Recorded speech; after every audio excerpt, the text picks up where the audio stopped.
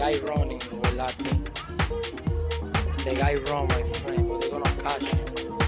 You see that, my friend? They're gonna go get him. They're gonna go get him, my friend. Look. What's up, fam? It's your boy Demuir here, Shit. purveyor of all sounds underground. Thank you for joining me on this YouTube Tuesday, where today we'll be discussing career advice. But before I jump into that, what I need from you is that typical SLC: subscribe, hit like and comment, and more importantly, hit the notifications bell so you can stay in touch with all of the new videos that we have coming. So, career advice, what do I mean by it? Well, in this case, it's a little bit different. When I went through my journey of doing music as a full-time career, I've run into various situations that I'm guaranteed that you will run into, and these 4 key points, I believe, will help you throughout your journey.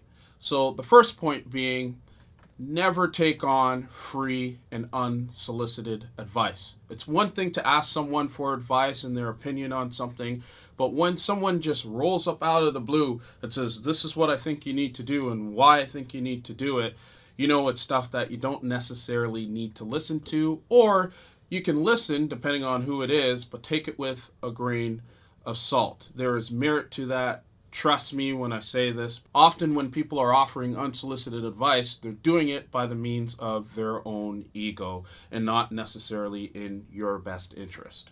Point number 2 is, do not listen to anyone, and I mean anyone, who hasn't done what you're trying to achieve.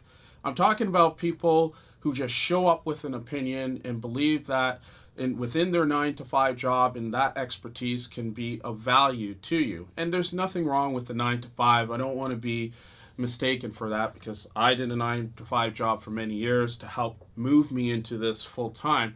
When I'm talking about people who are commenting on simple things like what you should do in your drum bus or how you should handle contract work when they've never done it before. And I'm talking about people especially who want to provide advice on your music career when half of the time, or most of the time actually, they're doing a job that is nowhere near that industry that you're looking to be involved in. Point number 3 is to trust your instinct. So if you committed yourself and you're being disciplined and you're being very consistent, over time that adds value to yourself, and that is within your intuition and instinct on things of what to do and how to do them. For example, with the type of music that I make, people would always say, and especially in the beginning of my career, fuck, it's Huxley too. Thanks, Huxley, for interrupting.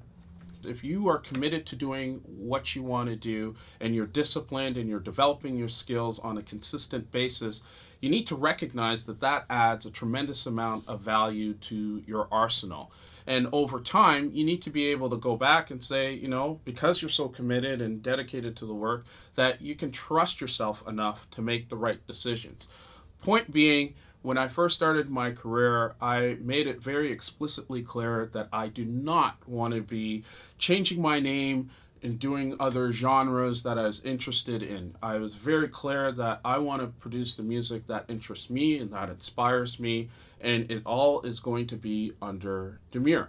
That is part of my value, and I believe over time it gets even more rich because I've become more entrenched and able to understand what is involved in each of those genres, to trust my instincts enough to do the right things and say, this is a techno track, this is a tech house track, or a straightforward house music or disco house track. So there is value, and you need to trust your instinct and intuition in some of the decisions that you make. Last but not least is point number 4, which is to not worry about the numbers. And again, this is very much like point number 1, where everybody has an opinion on stuff, and some analytics and things that are out there, especially top 100 charts, are the things that I would say that you need to avoid. Just focus on your artistry. Do not worry about all of the other noise outside your sphere and the things that you can control.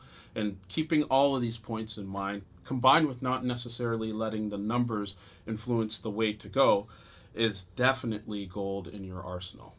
So there you have it. That's my career advice pointers. A little bit of a different twist, and I hope you've enjoyed this video. I'm interested in your feedback and any comments or any other questions that you may have that I can address. I usually get to them within 24 hours of posting the video. Thanks so much for the support and love, and again, make sure you hit the notifications bell to stay in tune with the new things that we got coming. Much love and respect. Peace.